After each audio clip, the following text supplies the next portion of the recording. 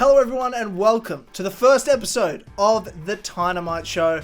Welcome ladies and gentlemen, I'm so excited to be here. My own solo podcast. I know I've done one before, sort of, the Sick of Tynamite. I've even done the Tynamite Show, this old live stream show, but it doesn't matter. We're here in high definition. We're looking fucking amazing. We look great, dude. We look great. I've got David Jerome behind the camera. You can't see me, but I look fantastic. David, you look fantastic. You will see David later on in the show. Yes, He's going to be playing us a song. So David's the man in the chair for me at the moment. My young Jamie, if you will. I'm honoured. Yeah, producing. Truly. You've got your own mic and everything. We'll get you a camera down the road. I won't be in this squeaky chair forever. I'm going to, I'm going to get this week a nice armchair, like a really nice armchair. It's going to be fantastic. I can't wait. We've got one displayed, the old Captain America in the background, which just has to happen. And I don't have enough tape for the other displays yet, so we'll get that.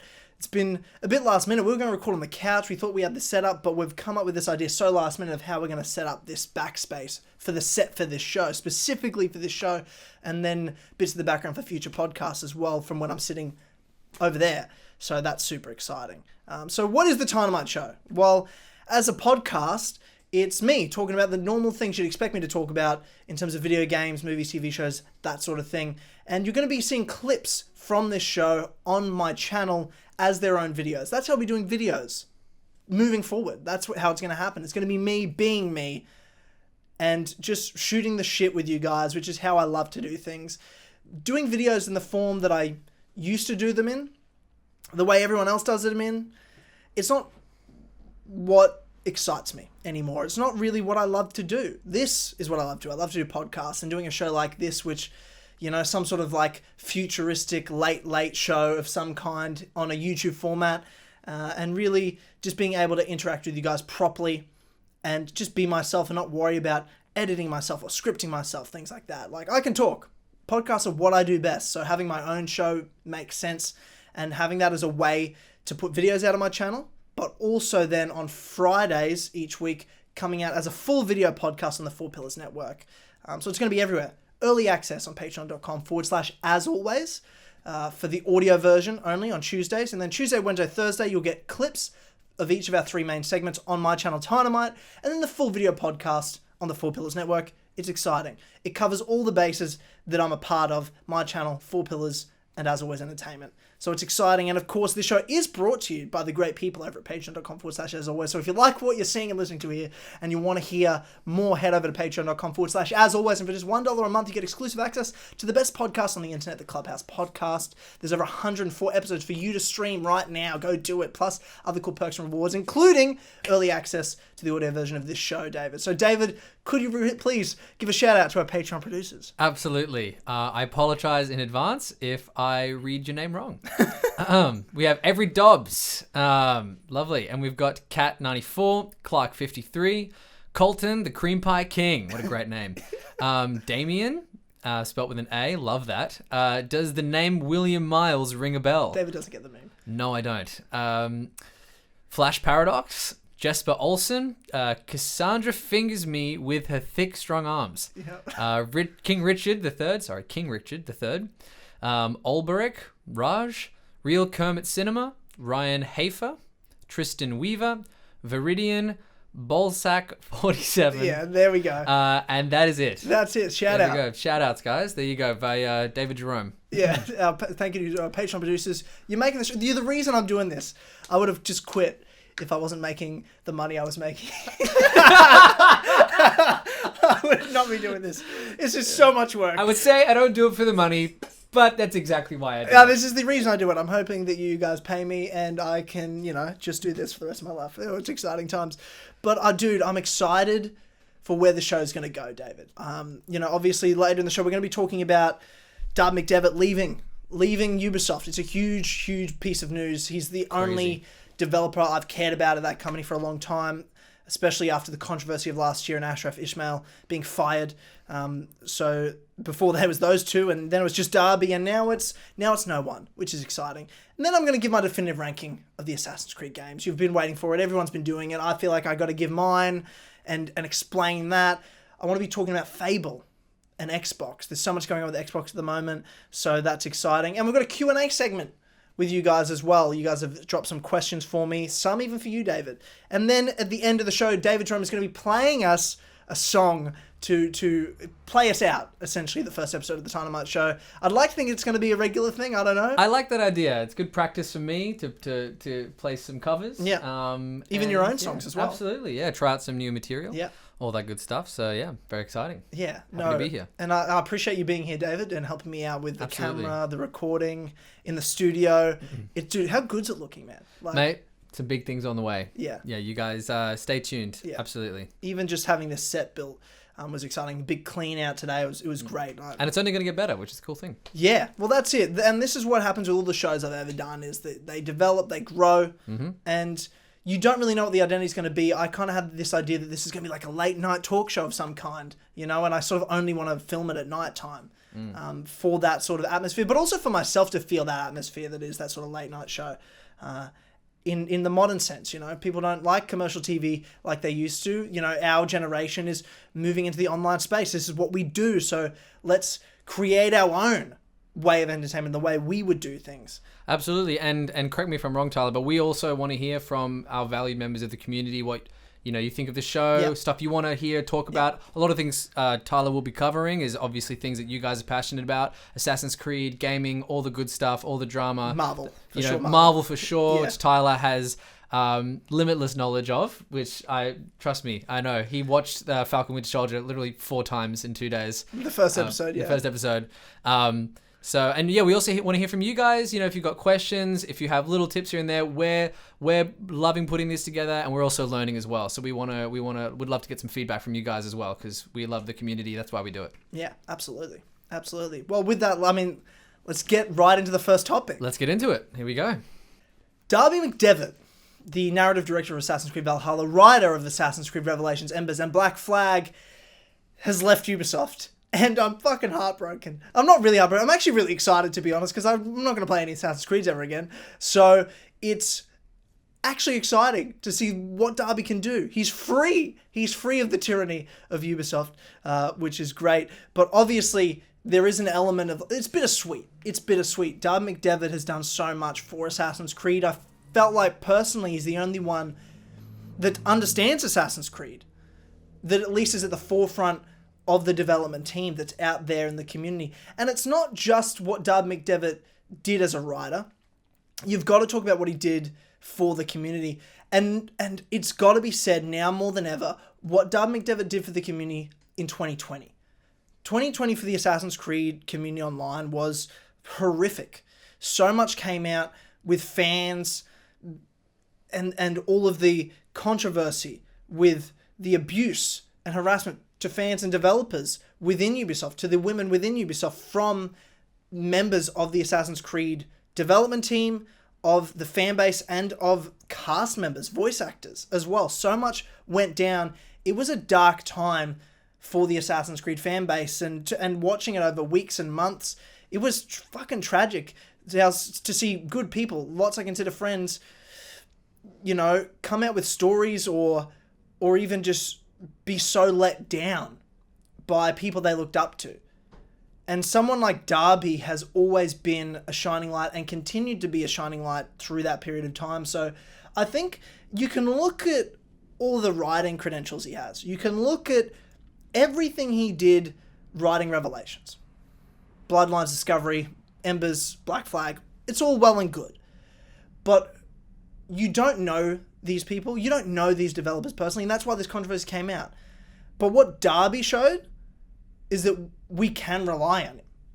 When things got tough, he was the one that stood up, answered questions, was there for us as a community, and that, to me, is what stands out. And that's what I'm going to remember about Darby McDevitt the most, is that he was a man of integrity, and he cared more about the community and keeping us, whether it be together. There's so many different cliques, if you want to call it that. There's so many different groups.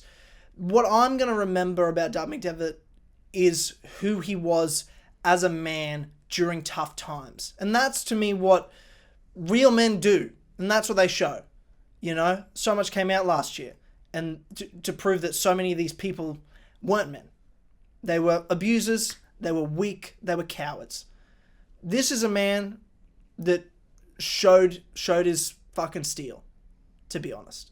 And that's what I want to remember him for the most. I want to thank him for the most. And that's why he's someone I'm excited to follow their career going forward. Because he is an amazing writer. We already know that.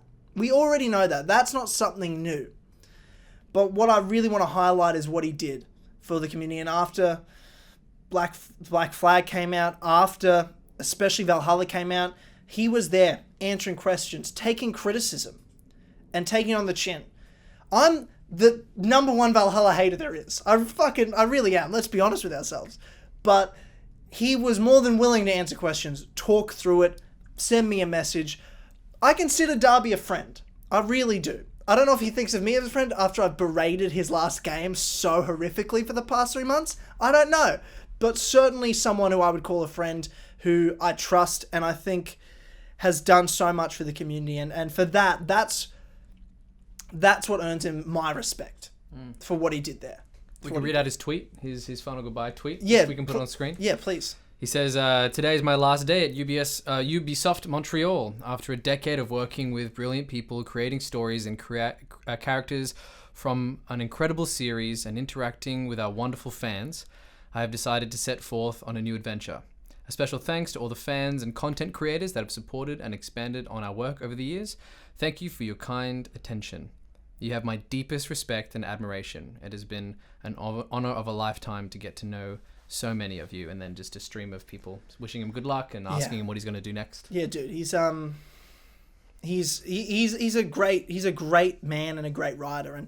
And the reason I dislike strongly Assassin's Creed Valhalla has nothing to do with his ability to write a story. I didn't agree with the direction. The quality of the writing's there. There's no doubt about it. The script work, the character development, it's there. It's just not the story I wanted to see. And that's why I don't like Valhalla. And then all the gameplay reasons, which Darby has nothing to do with. But when you look back at his credentials, there's no ifs, ands, or buts about it. He's the best writer Assassin's Creed's ever seen on that team. The script work alone, the moments he gave us, when I think of the best moments in Assassin's Creed, those singular story moments, those character moments, Darby understood characters like no one else. He gives character moments so impeccably. From Blackbeard's death and Edward there on the ship, like, that's a moment that just stands out to me, the emotional moments with our characters.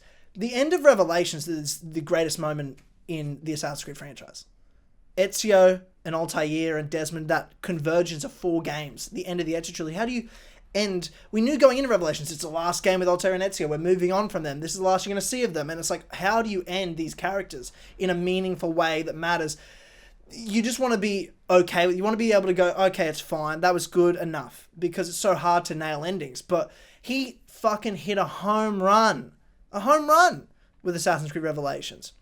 Those games cemented what Assassin's Creed is. You want to talk about why Darby and his games changed my life? After Revelations, I started doing YouTube. The reason I'm here, and any of you listen to me, a big part of that is someone like Darby McDevitt. He's a phenomenal writer. He just is. What he did on Revelations was so outstanding. And following it up with Black Flag, the work of the community, that's what matters the most. His writing credentials, A+, we know that. But him as a man, what he did for the community during the hard times, especially last year, can't be understated. That's what needs to be highlighted. He's more than a writer. He's a community friend, an ally, and a leader. And he's someone we're going to miss dearly. And at the same time, we're going to follow closely and be a huge fan of. And know whatever Darby's a part of, and whatever Darby does next, whether he writes his own novel or he's involved in games, movies, whatever he wants to write, we're going to pay attention to him. We're going to support him. And that's credit to him as a person more than him as a writer. We already know he's a great writer, but him as a person is the reason we're going to follow him wherever he goes. So Darby, thank you for all your work over the last 10 plus years at Ubisoft and on the Assassin's Creed series. You're going to be missed by so many fans. And I personally look very much forward to what you're going to do next in the future. It's so exciting. So I can't wait. Good luck, mate. And all the best. for sure. Yeah, you were saying, Tyler, how as well, not just within the Assassin's Creed franchise, but also the influence of that kind of script-driven storytelling, and how that honestly it pioneered a genre of gaming that then saw the likes of games like The Last of Us, games like, Red Dead Redemption. Do you think that Darby and his work on truly cinematic style scripting for games pioneered this genre that we all know and love today, which is that these games that we have characters that we truly emotionally connect to? Do you think he was part of that pioneering process? I don't know about pioneering, but I certainly would say championing it. It's not resurgence, but its rise in video games today. Because when you look back at Revelation, that's 2011. That's when, Skyrim came out. Red Dead Redemption 1 came out the year before. Like, this is when the Uncharted's were in their peak. These are when these story-driven games are coming through. And the reason Assassin's Creed stands among all those amazing games and franchises that you mentioned, David, is because of writers like Darby McDevitt. And what he did on Assassin's Creed. He brought Assassin's Creed to that level where it was respected and is respected in many ways. Maybe not as much as it used to be, but back then for sure in those ways. And when people remember Assassin's Creed, so many of them will say their favorite game was Assassin's Creed 4 Black Flag. So many of them will say it's Revelations. And the reason that is the story as much as anything else. And he really brought Assassin's Creed to that level. And he needs to be credited for that, of course, for sure. So, I don't know about pioneering. I don't know. But certainly a huge, huge part of why Assassin's Creed stands among those great games like the Red Deads, like the Uncharted's, like The Last of Us, in terms of its story and its characters. We're going to remember Ezio, and we're going to remember Edward. Those are memorable characters. And they're going to go on, and those are a part of Darby's history. So, he deserves all the credit for that, for sure. I want to talk about Fable and Xbox.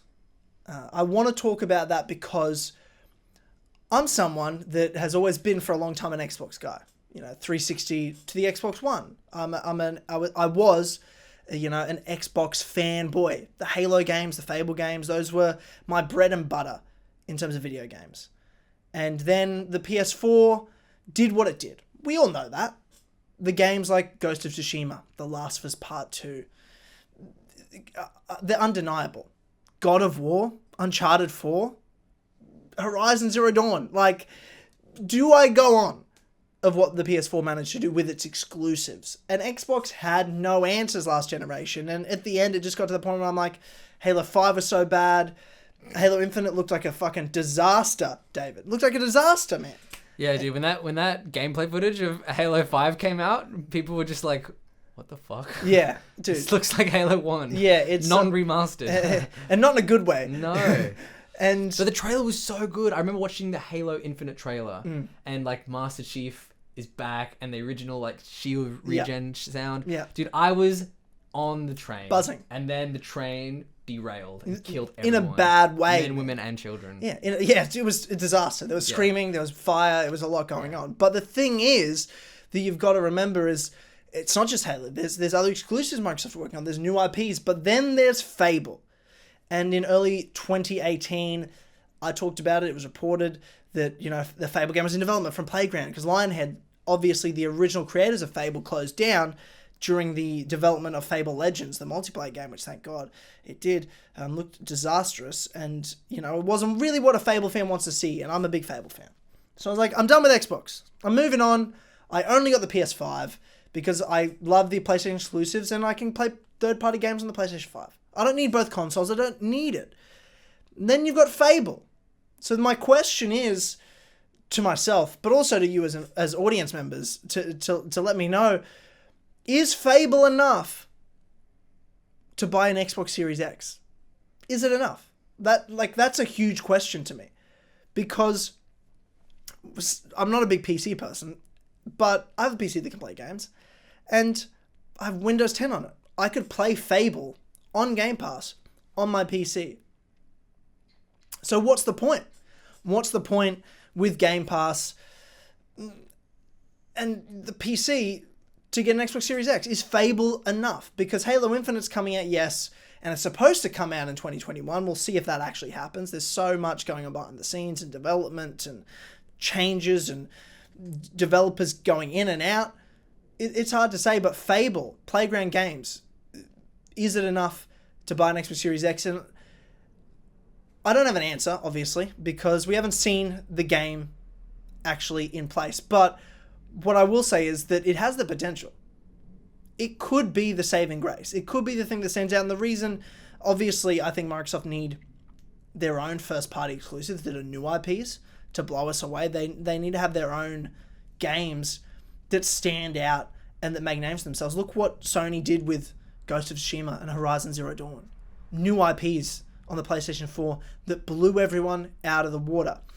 But then you look at something like God of War, where they took a franchise that previously existed, many people loved, and reimagined it.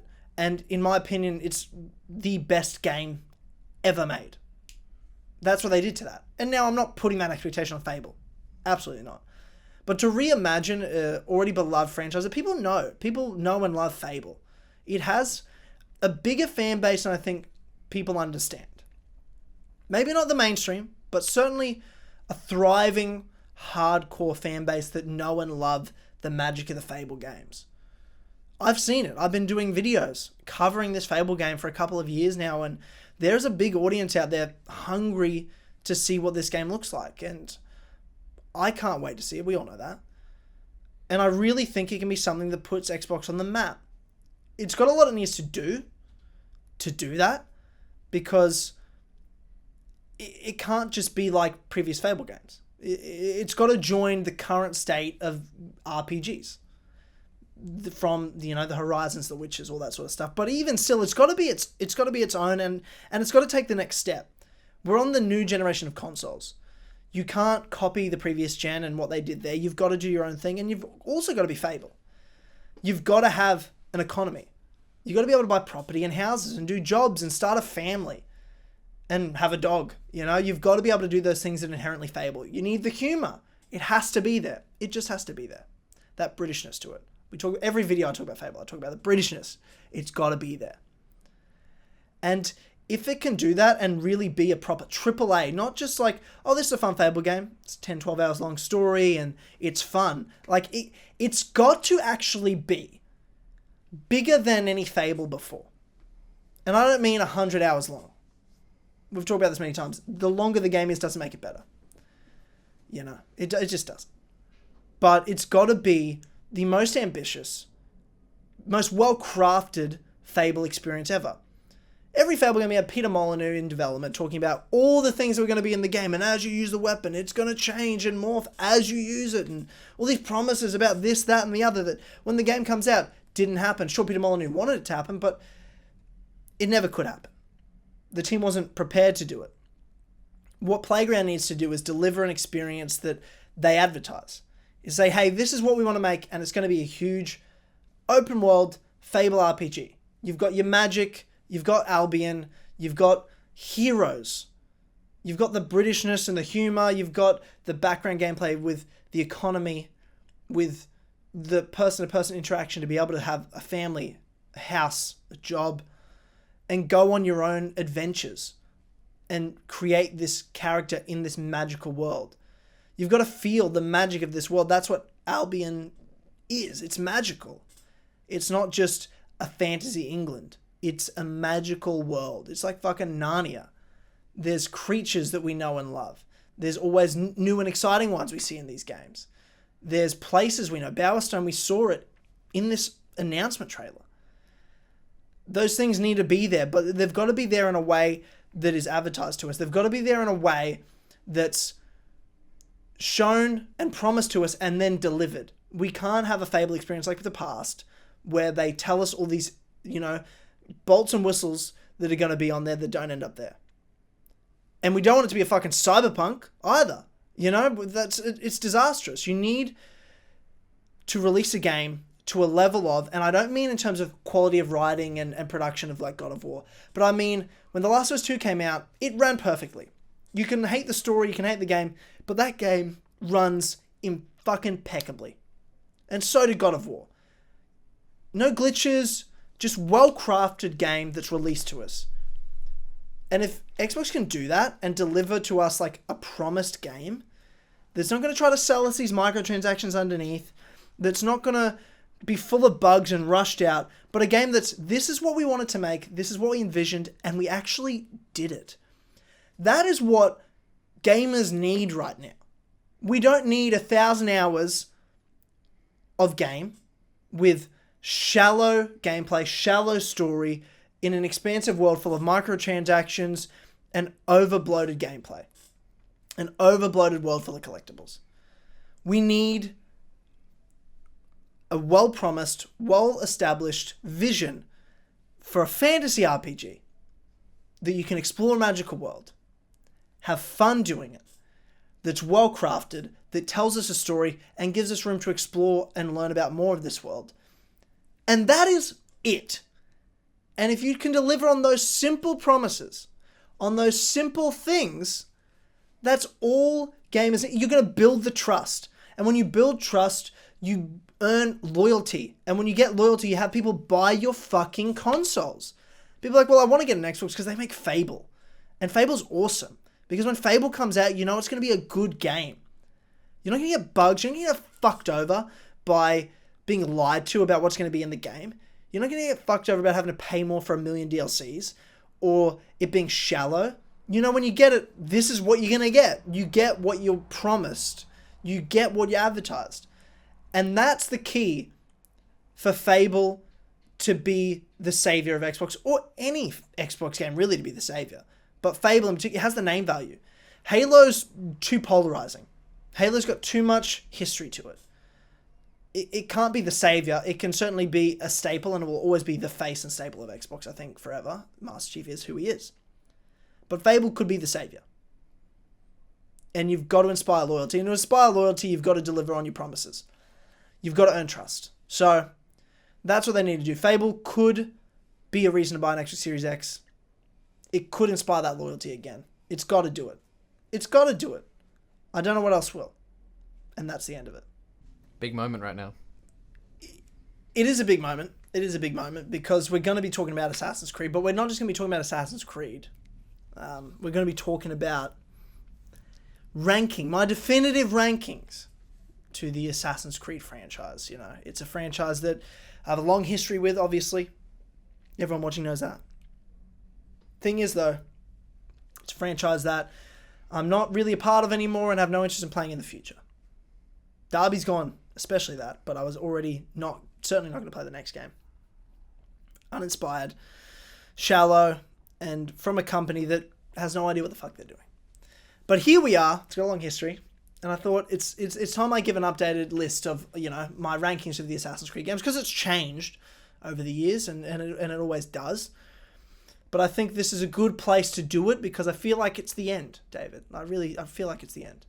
I don't know about you, but it's just sort of that end point. Are there many games that have spanned over 12 years? Yeah, I mean, there are, but not with... I mean, look at Call of Duty, you know? Yeah, true. There's a lot there. But, I mean, a single-player game that comes out every year, well, for the most part every year, there's not many. There's not many.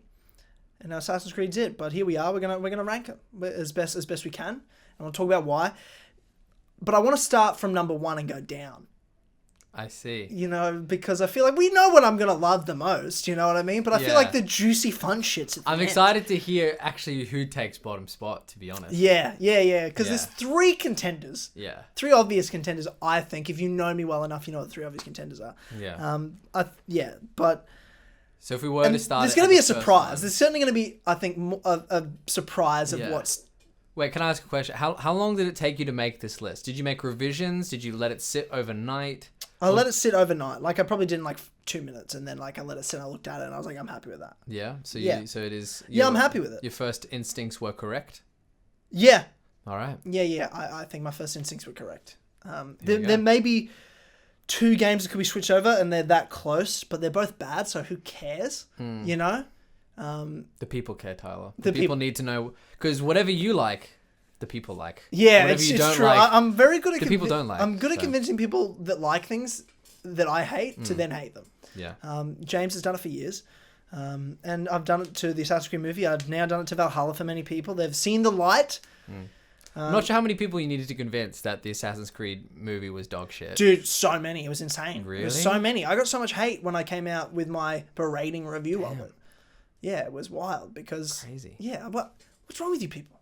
I mean, they've seen the light now. Everyone knows how bad it is. But, people just get excited. They see an assassin in the theater. And he's got a hidden blade. He's fucking got a hood and shit. Like, this is exciting. Oh, fuck.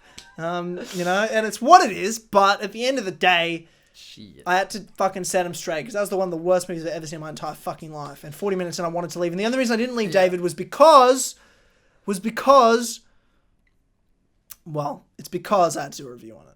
That's the other reason. Was it as bad as Godzilla vs. Kong? Dude, I talked about this on the last Clubhouse podcast. And it was equal, like the 3 worst movies I've ever seen at the cinema and paid money to see, that I wanted to leave all 3 of those movies. But I was with a group of friends for 2 of them, and the Assassin's Creed movie I had to do a review, so I didn't. Assassin's Creed movie, Fast and the Furious 6, terrible fucking franchise, terrible movie, and Godzilla vs. King Kong that we watched last weekend, which was a disaster. And if we weren't a group of people, we would have left. Yeah, true. It was just a disaster. And I knew going in, but you convinced me that somehow it'd be good. But dude, it just goes to show maybe you like. I've been thinking. Just quick side note. Yeah. Maybe reading reviews is actually not as of a good habit as you think. Oh my god, no! That's why. No, of course not. Oh, that's why I like podcast reviews, where it's like full spoiler, so you have to have seen it and then you watch the reviews. Yeah. I don't want people to not play or not see something because I don't like it. Yeah, I want you to see it and play it and then come to me and hear what I thought of it. Truly, I need to stop reading reviews because I'm become addicted to like, okay, that one's got 4.4 instead of 4.3. Dude, I hate IMDb. IMDb is shit. There's great movies that have shit IMDb scores, and there's some terrible movies that have great IMDb scores. Yeah, true. You can't trust it. Yeah, I need. And you knew going in, King Kong vs. Godzilla, David. What the fuck are you talking about? I saw 7.8, and I was like, holy damn, this must be a great movie, and I was so wrong. You were. Couldn't have been more. I literally wasted everyone's money. Yeah. I owe everyone $15. You really did. I'll tell you what I enjoyed. Movie popcorn. It's been a while. Dude, the popcorn was hell good. It was fantastic. Anyway, back to the Assassin's Creed games. Yeah, of course. No. So, ranking the Assassin's Creed games, my definitive ranking, we're at the end of the road of my journey with Assassin's Creed in many ways. I'm sure it's a topic we'll talk about on this show over the years to come. It's a topic I'll talk about with the 4 Pillars and on the As Always podcast with James. But it's not a game franchise I'm going to be a part of in terms of playing them. It's just not. So I feel like now's the time. 12 games, 12 mainline games, and I'm going to rank them. And I'm going to start from the top and go down to the bottom. Because you guys know my top games. You know what I love, and you can hear me rant and rave about how fucking amazing they are. And you will, obviously. But you want to know what's down the bottom. That's what you really all care about, and that's what's really going to cause hate. So I feel like that's what we're going to end with. So we're going to start with number 1, and what game I think is the best Assassin's Creed game, which is Assassin's Creed Brotherhood. Now, Assassin's Creed 2, in many ways, many people's favourites. And I understand why. The story's incredible. The pacing's amazing. When you add those DLCs, it's not quite as good in terms of pacing. It really drags on at the end there when you add sequence 12 and 13 in. But in the main release game, when it came out, it was so flawless in terms of pacing. But then you go to Brotherhood, and to me, it was just everything that was good about Assassin's Creed 2, and then all these amazing things added onto it. You had the best character in the franchise's history, one of my favourite characters of all time, in Ezio Auditore. He's 40 years of age. He's in his prime in terms of skill and ability, in terms of his mind, in terms of his wisdom and leadership. He is now leading the assassins. He becomes the mentor. You watch that journey. You see him go from becoming that young brash boy to a man. And now this man into a leader and mentor of the Assassin Order. He's fighting against the best villain in Cesare in one of the best open world spaces Assassin's Creed's done in Rome. And every part of Rome built into the story. Every part of Rome connected. All the side activities connected. The thieves missions, courtesan missions, the assassination contracts, the Leonardo machines that you had to destroy. They literally all connected in and were a part of the story. They added to the story. Every part of it. To the world. Rebuilding Rome. And then taking down Cesare's cronies, the Templar agents. And then beating him. Growing your assassin force up and your brotherhood. it's incredible. It's perfect. It's so fucking perfect. And it gave us so many good missions, so much good story and character moments, and just paid off what Assassin's Creed 2 led us to, and then put it on steroids in Brotherhood. I just think Brotherhood's fantastic. I have nothing but amazing memories. That was peak of my love of Assassin's Creed. And coming in at number 2 is Assassin's Creed 2 for that reason, and the only reason Brotherhood's better is for the reasons I said. But Assassin's Creed 2 is fucking incredible. And it gave us that best character in Ezio. It gave us this amazing story that led us from his birth to 40 years of age and his, battling with revenge and vengeance and what that meant to him and was it worth it? And he learned so much and it was incredible to see that development as a character, but, learn about the assassins and learn what matters and all these secrets behind the scenes. And we can't forget about the modern day side of things, and that's what Brotherhood did so well as well. It's the best modern day in Assassin's Creed is in Assassin's Creed Brotherhood. So you add that element to it as well, when the modern day actually mattered. And in 2, it was great again and continued on from 1 and added more mysteries. And the ending of 2 at the time, like I remember playing it for the first time and finishing it. You're like, what the fuck did I just play? What just happened? You have so many questions. You're invested. You want to know what's next, and that's exciting. And that's what I loved about it. And that's what I'm looking forward to going forward. I'm looking forward to going forward. I don't know what I'm talking about. What I'm looking to going forward in terms of I'm currently streaming and replaying them. Not that actually the Assassin's Creed franchise is going to do anything about it. But what you were looking to going forward at the time certainly was, okay, there's modern day story going. Okay, there's this Ezio character. I want, what's going to happen with him next? I mean, at the time in Assassin's Creed 2 when it ended, you didn't think you were ever going to see Ezio again. You thought, well, 1, they finished him and they just went to a new character. They'll do the same here. But getting Brotherhood and then Revelations, it was just a treat to continue this character story. Well, the fact, Tyler, that you can say after playing through the game however many times, I still look forward to playing this game, is a testament, and that's beyond just you being an Assassin's Creed aficionado. Yeah. It's as a gamer being like, to be able to come back and play this game again and again. Yeah. Just a testament, Yeah, for sure. And you're right. You're absolutely right. Like the fact that I can replay them 20 times and I'm like, wow, what a great story and what a great time, which is fun. And part of that is nostalgia for sure, but it's just a fun, easy to play game and enjoyable. And that's what games are for. They're for fun. And, at number 3 is Revelations. To me, the top 3 games in the franchise, the Ezio trilogy. I've always said that. It's my favorite trilogy of games ever. And, what Darby did when he walked in, and we weren't sure about this, right? We're like, oh, he's not Corey May. What's he going to do? Well, how about he pays off all our characters, Desmond, Altair, and Ezio, in the most perfect way possible and connect all 4 games together and lead us to the future. Unfortunately, the future was shit, but that's not Darby's fault. He didn't write 3. But Revelations, having that development, what let Revelations down is obviously, I think, they made Revelations in 11 months, it's incredible what they did in such a short amount of time. But what let it down was probably some of these side ambitious gameplay mechanics they tried to do. Den defense, and it's fine, but it's, it had a bit more fat to it than Brotherhood and 2 to me. And there was incredible scripting story moments, and those were the highlights. The Altair missions, the actual mission structures of getting the library keys as Ezio, the development of the relationship with Sophia, that story part really was just amazingly done. And then seeing Ezio's development as a wise mentor and learning from Altair, who he'd already learnt from in Assassin's Creed 2 and Brotherhood through the Codex and the Pieces of Eden and what that meant. But now to see him, in so many ways, face to face. And then to have that payoff at the end. And Ezio to really understand his role. To have this person, and you've seen him for 53 years of his life from birth till now, and to know that, wow, this guy has been through everything and he understands what came before him, and he even understands that he's not the most important person in the world. There's things coming after him that matter more. It was just, Ezio's a special character, and it was paid off in an incredible way in Revelations. Like I said, there was just some small things that holds Revelations back. And part of it is the fact that, Ezio's the only really character there from the whole trilogy that's there. It's a whole new place.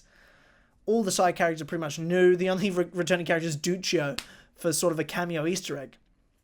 Whereas everyone else, they're all these new characters, new people, and new learnings. And it's great, and they're really well done, but it's just not the same as when you go from 2 in that Italian Renaissance to Brotherhood, that peak of Italian Renaissance in Rome, and all these characters we know and love, not just Ezio, but the Claudias, Marias, the La Volpes, the Bartolomeos, the Machiavellis, and the Borgia family, of course. Like, there was just a lot of payoff that 2 led to Brotherhood, and Revelations was almost like its little tie-off game, but it was about that connection to Altair, and that's why it was what it was. But it just didn't have maybe the finesse in some ways that the open world did. But I loved Constantinople too. The music's incredible. It's my favourite soundtrack in Assassin's Creed Revelations. So it's such a well done game. And they're all so close. Don't get it twisted. They're the 3 best games in the franchise, and they're all so close. I love them all. At number 4 is Assassin's Creed 4 Black Flag. Outside the Ezio trilogy, this game is fucking incredible. You have Edward Kenway. Like, what an amazing character he was. And to have it not be necessarily an assassin story where you're playing an assassin from start to finish, but it's an assassin story. It's an Assassin's Creed story. You're playing this pirate that's selfish, that is greedy, and that wants glory for himself. But what he meets the assassins early on, learns their skills and abilities, and he's very good at it. But he has no use for their creed. He has no use for their belief system.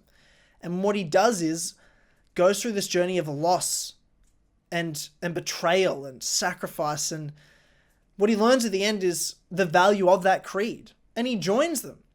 That's the development. What an amazing Assassin's Creed story that is. And it's just got a great setting to it. The gameplay's incredible. Sailing around the Caribbean as a pirate, building your crew up and your ship up, exploring that world. It's got the best open world in the franchise's history. The missions are really great. Obviously, there's a lot of tailing missions, and that's, we all know that. And, some of the villains aren't the best, but it's got some amazing assassinations. It's got some incredible characters, some incredible moments, and the payoff's amazing. Black Flag will always be one of the best Assassin's Creed games, and it's always going to be one that I'll replay. It's probably going to be the only one I'll replay other than the Ezio trilogy and the game that's coming in at number 5, which is Assassin's Creed 1. The one that started it all. To me, these 5 upwards are the 5 good Assassin's Creed games. They're the 5 games that I'll always remember, that I'll always play, that I'll always want to replay. And that's exciting. That's exciting. And Assassin's Creed 1 stands out because it's the beginning. It's Altair. The mission structure for your assassinations, it's in some ways the best in the franchise. In fact, it probably is the best in the franchise, let's be real. The parkour, the open world, the stealth, amazing. The story development of learning the importance of this creed and what it means to be an assassin, flawless. So I'll always love and appreciate Assassin's Creed 1. You played Assassin's Creed 1, David? Or did you only play the Ezio games? No. I was going to say, I mean, as, obviously the Ezio trilogy improved on everything. I remember sitting down and playing AC1 for the first time and just being like, holy crap. Yeah. Like, this is a whole new world. I remember watching the demo. I remember watching Free Running get demoed for the first time at E3 and being like, okay, yeah, I'm obsessed with it. Like, it was just the textures of the world. Not gonna lie, maybe some of the best voice acting of the Assassin's Creed franchise. Altair's voice, I can't remember the name of the head of the assassins. Al-Mualim. Oh, Al-Mualim, like the Templars, the whole atmosphere, the Middle Eastern. Yeah, dude. Like, for me, really, really special game. Like, it just, that for me was like, oh, this is next level. Yeah, you know what I mean? For sure. Yeah. Oh, and just, it was tough, man. It's also tough to kill people. No countering. Yeah. None of that shit. It was just like, it was tough. Yeah. It was hectic. I love that game. I think it just killed on so many levels. Yeah, absolutely. And it was the beginning, and it was revolutionary, and that's when Ubisoft used to do things and be, the trailblazers, rather than now they're just, they're just there to copy others at the end of the day and make some money. So it's sad. But there we are. Those are the 5 great Assassin's Creed games. Now it's time to get in the shit ones. So that's exciting. Coming at number 6, so here's the beginning of the shit games. And I wouldn't call this game shit, but it's certainly not to the tier level of the previous 5. I think this is a good game.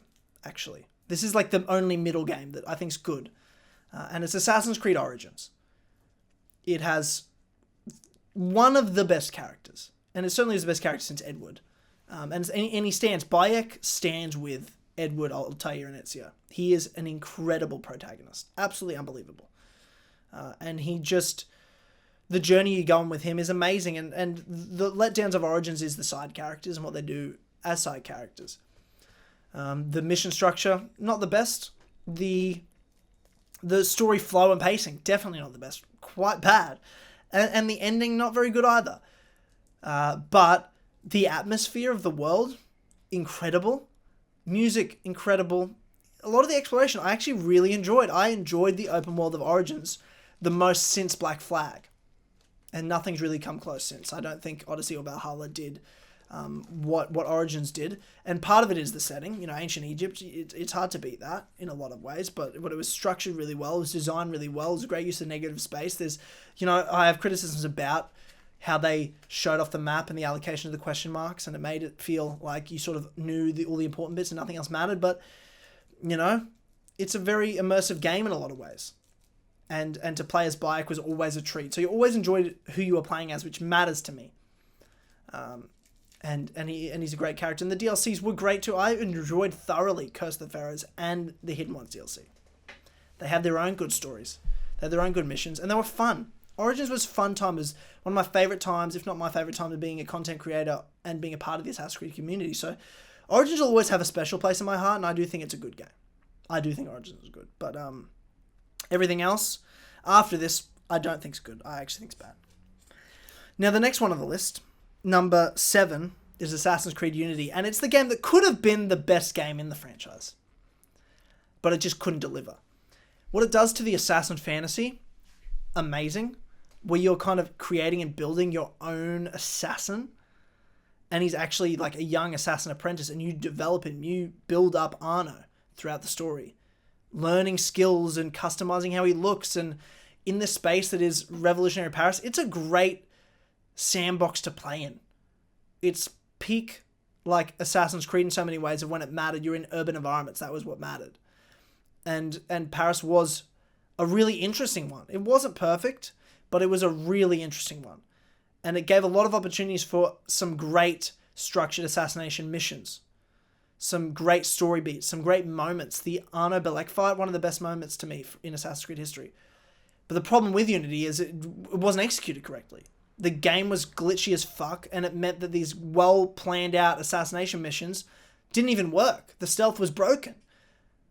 And at the time, it's probably the most angry I've ever been in a game when it first launched, playing it. But after the patches, Unity after the patches, yeah, there's a meme. But at least it's more playable. It still doesn't work great.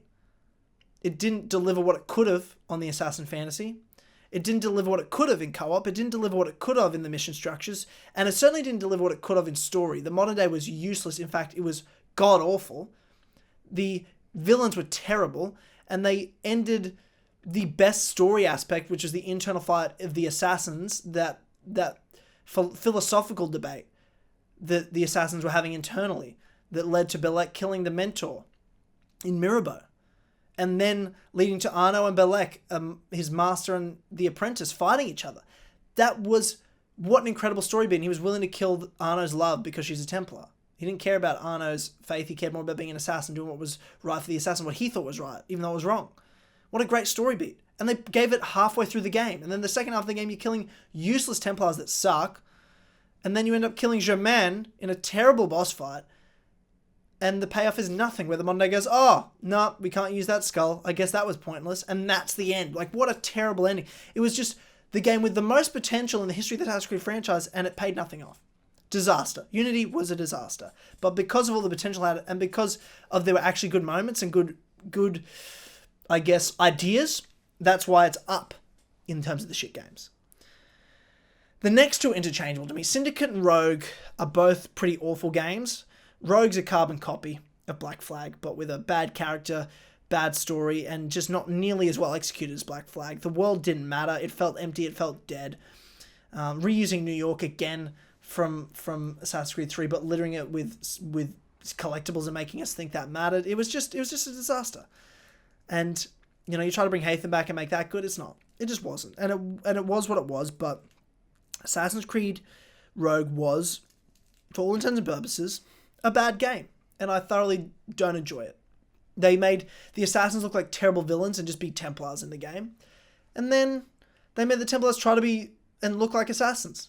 They didn't really delve into who the Templars really were to make them look good. They tried to just make them what Assassins are.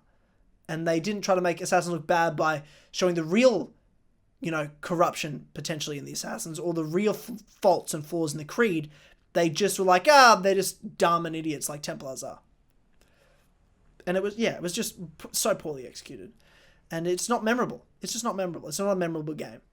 And it's forgettable. And Syndicate's the same. Syndicate was a terrible setting choice more than anything to me, where you have to create a rope launcher to free run. Like, that tells you that it's not the right setting for an Assassin's Creed game.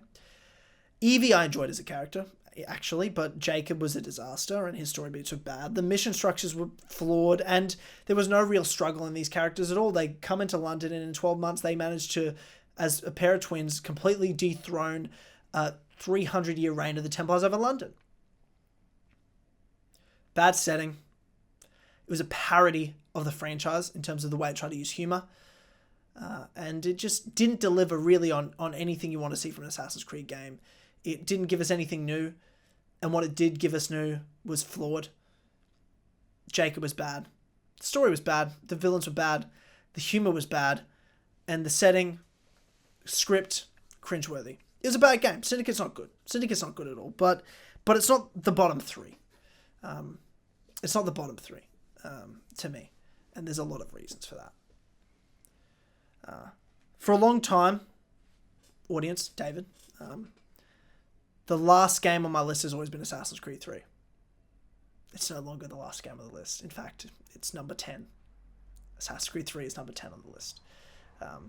Because Assassin's Creed 3 was the worst game in a period of time where Assassin's Creed was Assassin's Creed. Because it had a bad setting, a bad main protagonist, and a bad story. But ultimately, when you replay Assassin's Creed 3, it feels like you're playing an Assassin's Creed game.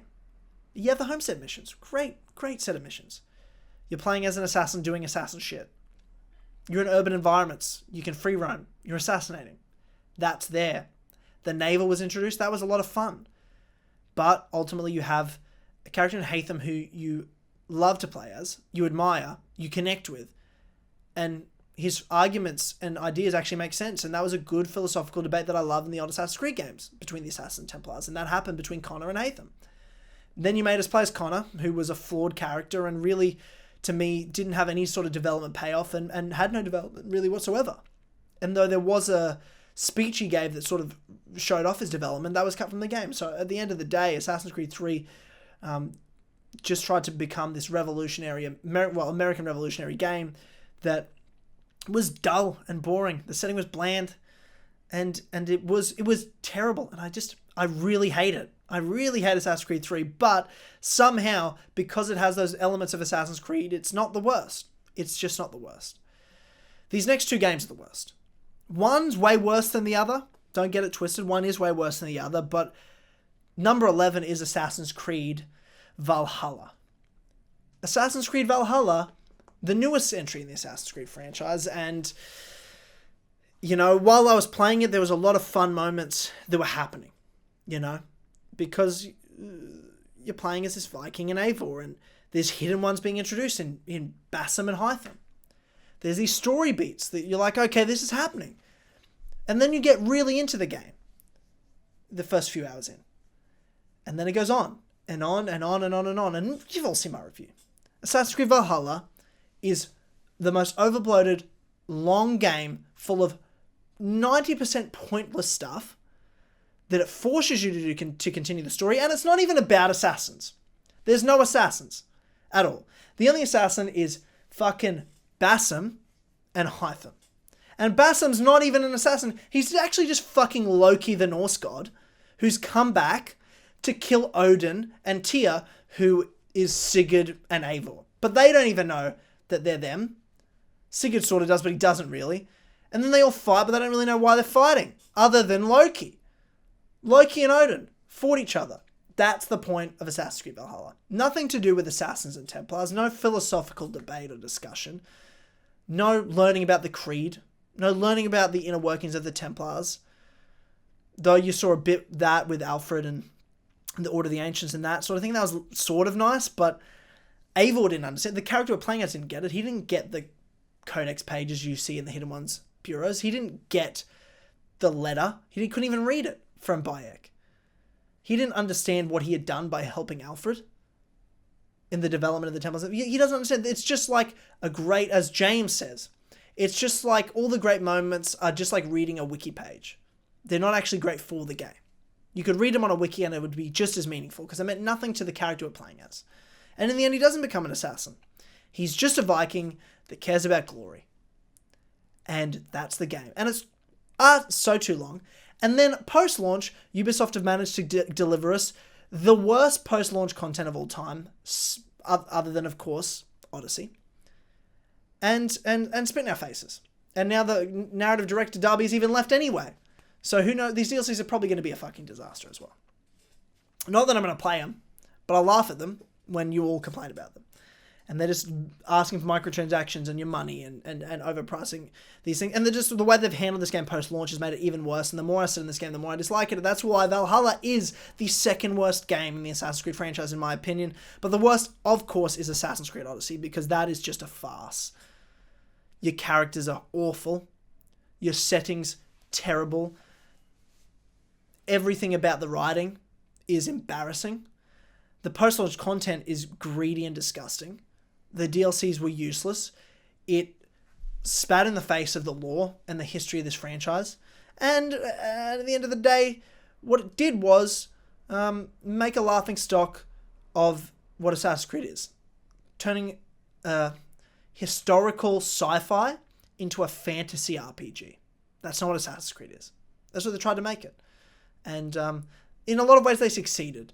And in the worst, most embarrassing way possible, because they made a 1,000-hour-long game filled with pointless, repetitive missions in a world that was built in the most bizarre, terribly formatted way possible in this ancient Greece setting, with the worst scripted characters of all time. And the voice acting was abysmal. The modern day, abysmal. I literally couldn't think of a worse game. It's one of the worst games I've ever played. It's so bad. But we all know that. And you all sort of knew that was going to be the bottom game. But you didn't know Valhalla was going to be second last. So that's my definitive list of Assassin's Creed rankings. Assassin's Creed Brotherhood, Assassin's Creed 2, Assassin's Creed Revelations, Black Flag 1, Origins, Unity, Rogue Syndicate, Assassin's Creed 3, Valhalla, and of course, Assassin's Creed Odyssey.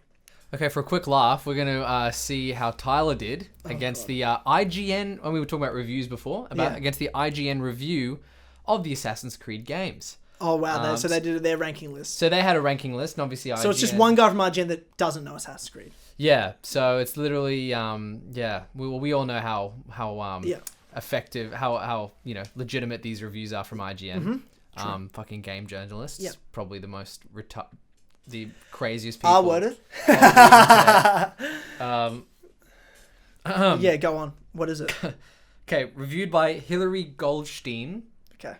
Assassin's Creed 1, 7.5. Okay. Rated 9 out of 10 on Steam. Yeah, of course. 94% enjoyed, but IGN gives it a 7.5. Of course, yeah. She says it grows tiresome as it continues with repetitive quests and dual storylines. Okay. Couldn't follow the storylines? Obviously. Yeah. Couldn't follow it? Yes, it was hard to follow. She's, clinically stupid. Yeah, okay. You didn't rate Altair's Chronicles. Yeah, it's fine. Skip that. Let's see. We're talking the mainline games. Assassin's Creed 2, 8.9. I mean, it's probably fair. I'd say a 9, but yeah. Yeah. I mean, I feel like it's 9 out of 10 on Steam, 96% enjoyed. Yeah, I feel like that's fair. That's fair rating. Okay. Brotherhood? Assassin's Creed Brotherhood, 8.0. False. That's a 9.5 to a 9. Yeah. Interesting. Yeah. Revelations? The game doesn't advance the wider narrative very far, they say, about Brotherhood. Well, that's... Okay. These guys don't even complete the game. Yeah, I swear to God. All right. Okay. Assassin's Creed Revelations, 8.5. Okay. Our verdict, Close- this close is the to best fair. Assassin's Creed yet. Okay. Even if that victory is claimed by an inch and not a mile.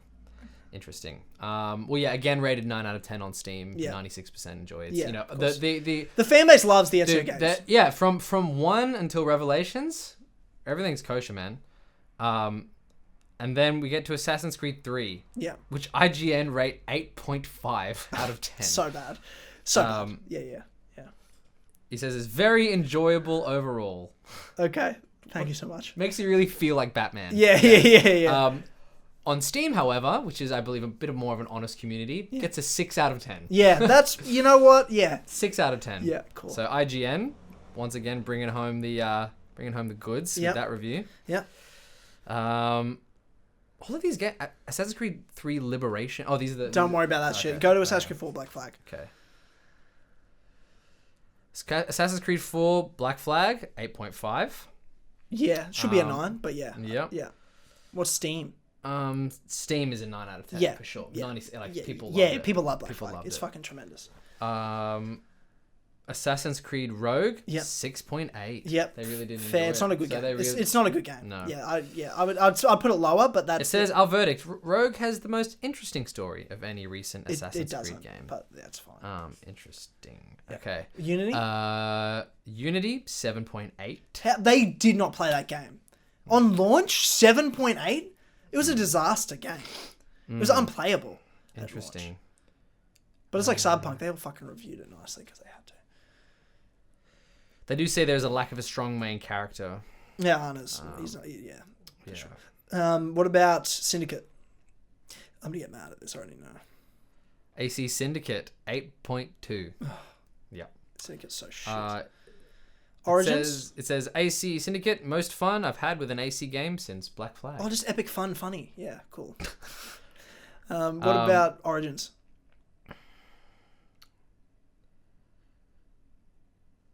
Let's have a look. AC Origins 9.0, the highest rating. So far, you know what? The Origins highest rating. was very well received. Origins was very well received. And it's a good game. It's like a 7.5. They bring it back to like the ancient times. Yeah, I think it that's was just like it was refreshing in a good way at the time, and I think it didn't age well, but it was very well received at the time. So I understand. It says it's a stunning realization of ancient Egypt. You know, genuine it is. characters, a rich series of cultures, more mission variety. Interesting. Yeah. What about Odyssey? This is going to piss me off. I know this is going to make me so angry. Oh, they remastered Rogue. How interesting. Yeah. Assassin's Creed Odyssey 9.2. Let me just read this. Assassin's Creed Odyssey is a resounding achievement in world building, environment, and engaging gameplay with occasional problems throughout. Its incredible recreation of ancient Greece is something I want to go back to long after I've finished its main story. And its excellent system meshes together in a way that's hard to beat. Do you see my face, David, do you see my face right now? What does it look like? Looks like I smelled a fart. Looks like I smelled a really bad fart. Yeah. You know what I mean? I can smell what this fucking person had for lunch. I can smell it. Dude. I can taste it on my tongue. It's a fucking idiot. Okay. What do they give Valhalla? They give it just a solid 8. It's just, they're giving these... They're mindless games, these new ones. And they love it. These fucking reviewers love mindlessness. Yeah. They're probably being paid, honestly, by Ubisoft to give good reviews because they know their franchise is dying. I don't know, man. That's what happens, dude. Yeah, maybe. They pay reviewers to review the game and they're just being paid. I don't know much anyway, about it. That's just my take on it. Fuck. Well, good to know that everyone is an idiot except for you, Tyler. We know that, How right? do you feel? We know that. I feel good about that. No, we knew it was true, but I feel good about that. Now, for the final segment, David, of the first episode of the Tynamite show, we're going to be doing a bit of a Q&A from you. We're going to be hearing from you, the community of people. So I've got a question from Javi Darlin, who said, now that YouTube is becoming more of a second job than a side activity to you, would you consider making more mainstream content to grow the channel? If so, would you worry that you'd lose the connection to your community? No, I haven't considered more mainstream content. I don't even know what that would be. No, this is the sort of content. What I'm doing now is what I've considered. This is what I want to do on the channel. And I want to be talking about the topics you know me for, but also then go on that journey and continue to talk about maybe also other than games, moving to other fun nerd shit that we all love. Like TV shows, like movies. And being able to talk about all those things and music here and there. You know, all the things I love on this show. And on the channel. So not more mainstream, just me. I'm always going to be me. And because of that, I'm probably never going to be big, David. It's totally fine, dude. Yeah, because I'm always just going to be little old me. So I'll always be faithful to that. So I don't think I'm going to outgrow it. And I love the size that we are. But, I mean, I would love to be bigger. But not too big. Because I don't want to be too big for the community. What James and Ethan are amazing. They make content full time, but we share in this community, and I don't want to lose that. I never want to lose that. I like where we're at. So I'm just going to keep making things I want to make, and whatever comes with it, it's going to come with it.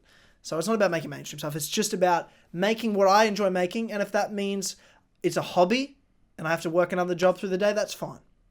If it means that I somehow get big enough to do this and nothing else, that's cool too. But at the end of the day, this is what I want to do, and I'm just going to do what I want and what makes me happy. Thank you for the question, Jarvi.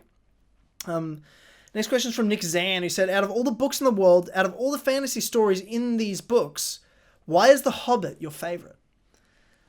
I mean, my favourite story in anything is The Lord of the Rings and The Hobbit. You know, Middle-earth's, you know, my childhood. It's what I grew up with, those books and those movies. Not the Hobbit movies, but the Lord of the Rings movies, certainly. And the Lord of the Rings movies are my favourite movies of all time, by far and away. That world... You know, it's why I started, you know, getting involved in filmmaking and then content creation following that. Was because I grew up watching the behind-the-scenes documentaries from The Lord of the Rings. When I was 6 years old, I was watching them. You know, for the Fellowship and onwards when The Two Towers came out, and then when Return of the King came out after that, I was following that franchise. I loved it. And then I went on when I was a little older and read the books. And the Lord of the Rings books are fucking a little hard to follow when you're a kid. But I'll tell you what wasn't as hard to follow, The Hobbit. And The Hobbit... was also, at the time, the movies didn't exist, so it was just this unique Middle-earth story that had characters I knew and a world I knew and a new story that I hadn't experienced. Because I watched the movies before I read any of the books in terms of The Lord of the Rings. So The Hobbit was that, and it was a magical world, and it's that book. It's the only really book I've read more than once. I've read it like I've read it three times. I've read The Hobbit, and it's just, it means so much to me. It's just a beautiful story. It's concise. It's brilliant. It took me into that world, and it was the only Middle-earth story that I've read the Silmarillion, but that I read at the time as a story that I made up in my head what was going on. But when I was reading Riddles in the Dark, I got goosebumps because, you know what Gollum and Andy Serkis does as a performance, but you've never seen this scene played out. So you're playing it out in your head. And it was just incredible to see. And it's the same with Smaug and Bilbo and all that sort of stuff. So, you know, The Hobbit was this stand on its own incredible book, so it's always going to be my favourite. It's my favourite world. From Abhi148, he said, which places do you want to travel to most and why? I would say, I mean, I've been to the US and I love that. New York's amazing. I've been to the UK and I've travelled to Italy's my favourite place in the world. I fucking love Italy. But the next main place I want to go is Turkey. I want to go to Istanbul. I want to see the ancient ruins of Troy, and I want to see Gallipoli. Big piece of Australian history there. So Turkey's my number one place I want to go to next. I'd love to go to Greece and go through the Greek islands. I'd love to go to France and Germany as well. So there's a lot of places in Europe I haven't gone that I want to go to. For sure that stand out. Spain, I would love to go to Barcelona. Amazing. And then there's places in the US I'd love to go. I'd love to spend some time in the South. In the US, I'd love to go to Nashville. I'd love to go to New Orleans. I'd love to go to Vegas even, so there's some places in the US I'd love to go travel to. Japan, I'd love to go to. I haven't been to. So there's a lot of places I still want to travel to. I still want to go back to, Italy again and spend even more time there. And obviously the UK. So there's plenty of places I want to go to. Plenty of places. Next one's from Mario5380. He said, since you have years of experience, what's your advice on keeping motivated to make content? I've tried a few times to make content on a regular basis, but sometimes I lose motivation and can't be bothered to continue. So I was wondering if you have any tips for that. I do.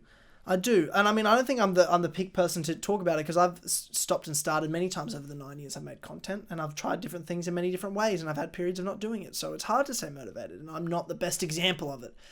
But I've managed to connect with amazing people and build an audience, and that's motivated me in a lot of ways to make content I care about. People actually want to hear from me. So that helps a bit, I think.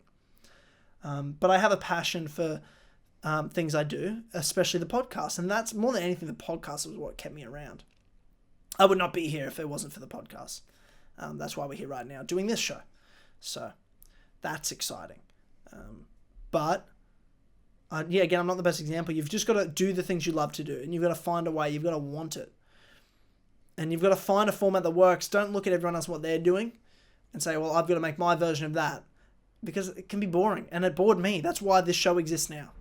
Because I'm like, what do I do best? What do I enjoy doing the most? It's podcast, but how can I do something different I've never done before? I can put fucking amazing camera and lights everywhere, and David can run makeup on my face, and I sit here and talk, and we produce this show that's going to develop and be its own thing, and me talking. So you've just got to find that love, that passion.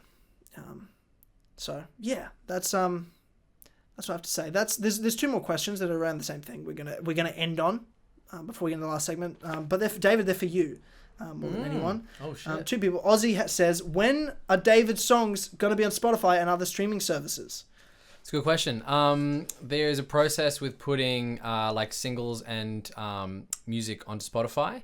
We're going to put we're going to be putting Deck of Cards as a single up on Spotify. Yeah.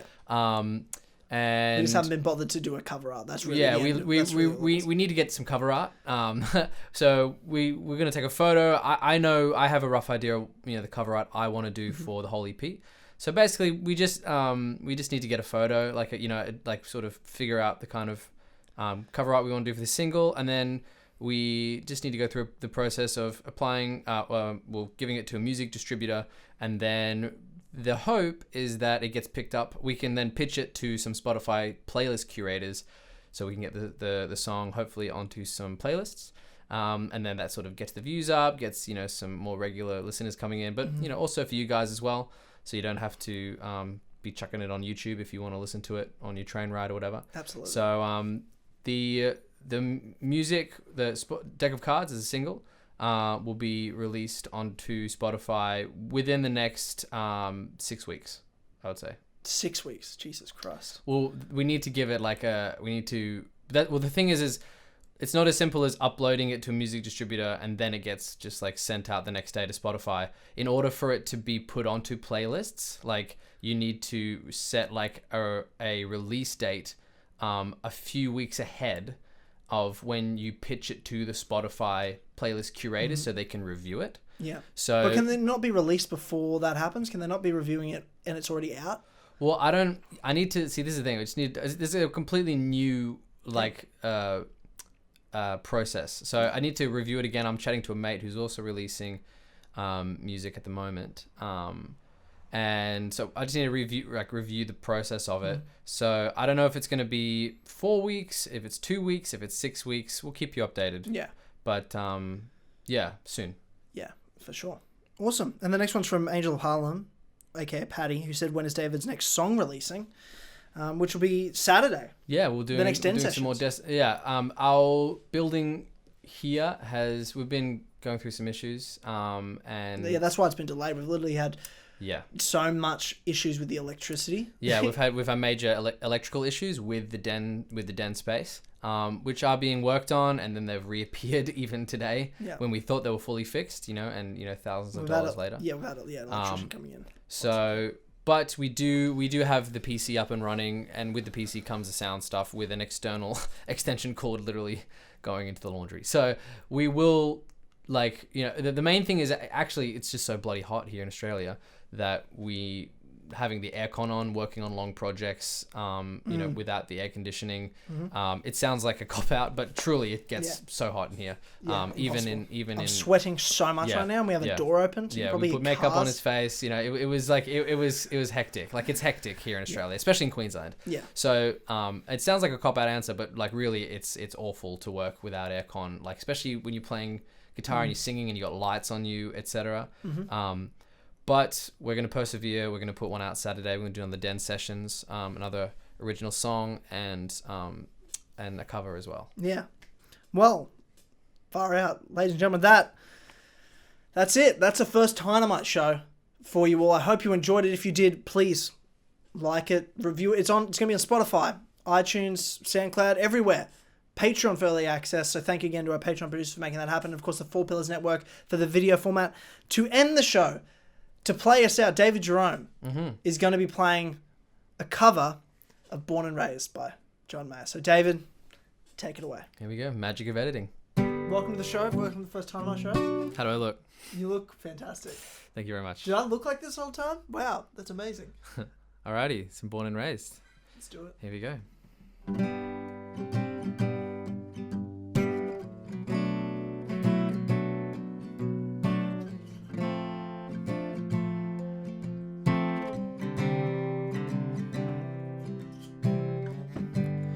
Now and then I pace my place. I can't retrace how I got here. I cheat the light to check my face. It's slightly harder than last year. Then all at once it gets hard to take. It gets hard to fake what I won't be. 'Cause one of these days you'll be born and raised, and it's such a waste to grow up lonely.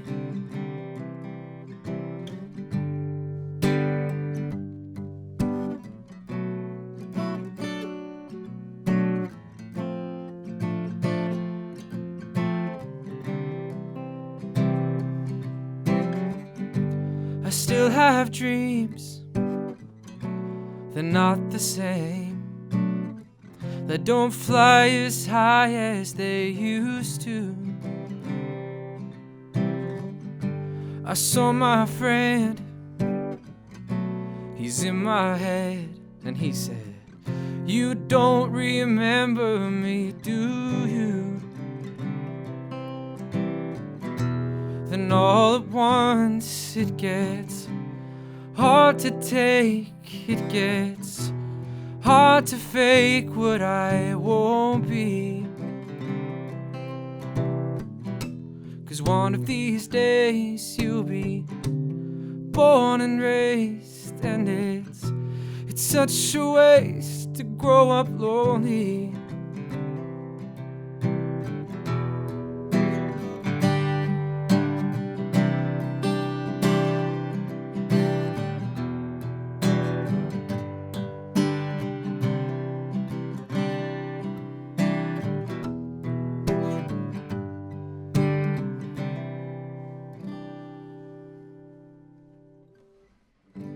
I still got time, I still got faith.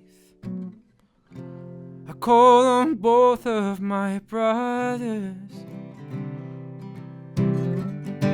I've got a mom, I've got a dad, but they do not have each other. So line on up and take your place, and show your face to the morning. 'Cause one of these days you'll be born and raised, and it's such a waste to grow up lonely.